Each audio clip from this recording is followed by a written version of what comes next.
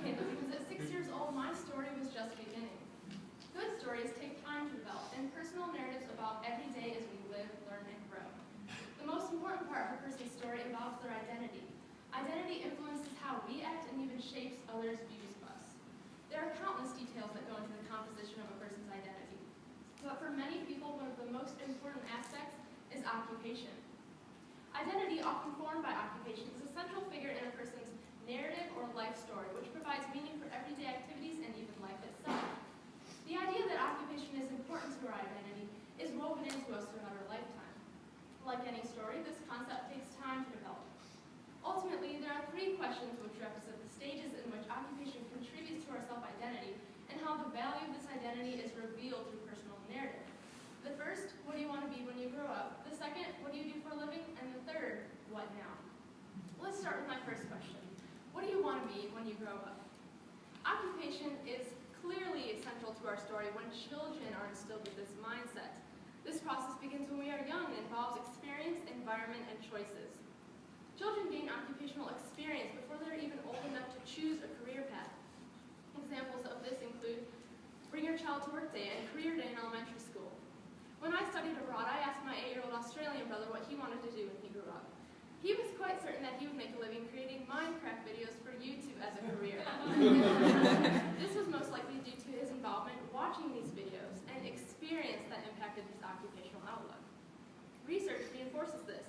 A study done by Sinclair in 2013 called What Will I Be When I Grow Up says that when adolescents think about their identity, the aspect they most frequently consider is their future occupation.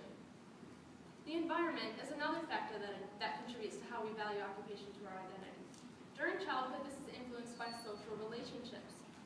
Christensen, in his 1999 article called Occupation as Identity, says that when adolescents think about their identity, beginning at preschool age, identity is formed by a person's competencies in comparison to one another.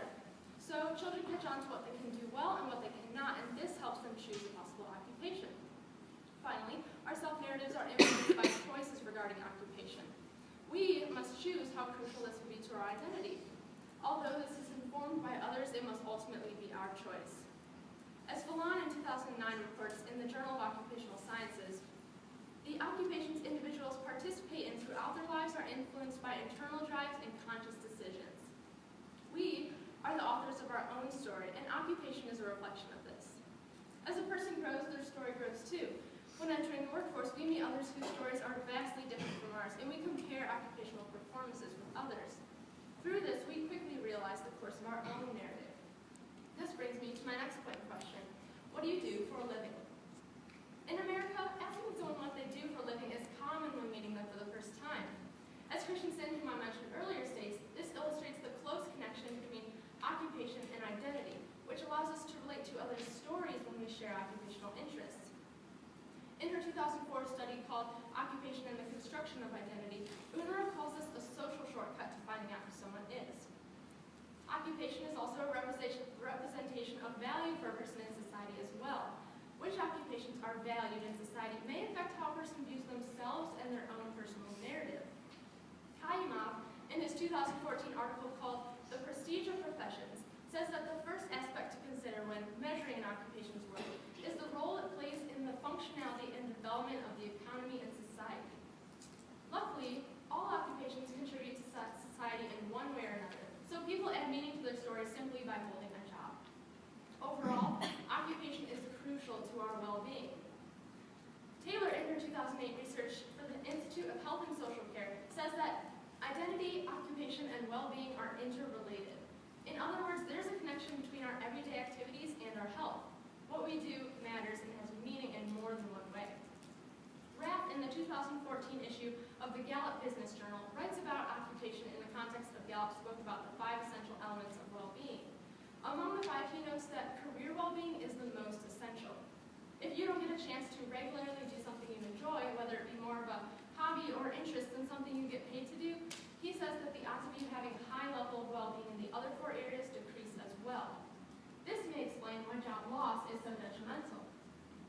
At the end of someone's career, they might ask themselves the question that is my third and final main point: what now? Job loss may ultimately change the way a person narratively demonstrates context of retirement, after spending almost every day of your life for 40 years working, what happens when the cycle ends? According to RAP, a study in the Economic Journal, which followed 130,000 people over the course of several decades, revealed that job loss might be the only major life event from which people do not fully recover from in 5 years. This study also revealed that humans actually recover more rapidly from the death of a spouse than they do from a sustained period of unemployment.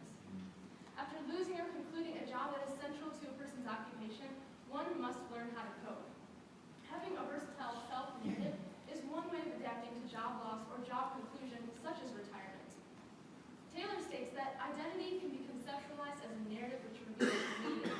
If a person is able to reshape their narrative identity around occupation, they will be more able to navigate the changing world of work and make sense of career changes. Sometimes the refocusing of one's story is necessary after loss. Braithwaite calls this process the redefinition of self. This involves the integration of new forms of identity, which continue to move a person's story along. Those whose jobs have changed or ended may discover that occupation, whether work or leisure, is a form of living out your story and putting identity into practice. Taylor also says that some occupations, such as leisure, may be very effective in the construction of identity. Leisure activities consist of anything a person does outside of work, which constitutes meaning, particularly for their identity. This can include parenting, volunteering, and even hobbies. In a 2003 study by Morrow Howell in the Journal of Gerontology, which followed the effects of volunteering and identity fulfillment in retirees, it was found that older adults who volunteered more often reported higher levels of fulfillment later on in life. Although occupation is not the only aspect that reflects who we are in this life, it is certainly and clearly one of the most important. Everyone's story is different, but the most important part of every life narrative is character identity. This identity is often formed by occupation, which provides meaning and purpose for everyday activities and life itself. As children, we discover that occupation will be central to our life story when we are asked, what will you be when you grow up? When we enter the workforce, we realize that how we answer the question, what do you do for a living, says a lot about who we are. And finally, when job loss occurs or retirement comes, we understand that occupation has been central to our life story when we must face the question, what now? I no longer want to be an astronaut, a marine biologist, or a singer.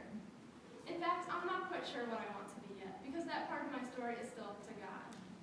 Nevertheless, when someone asks me about my story in the future, I know that I am going to include my hobbies, my occupations, and my career. Not only because these things fit onto the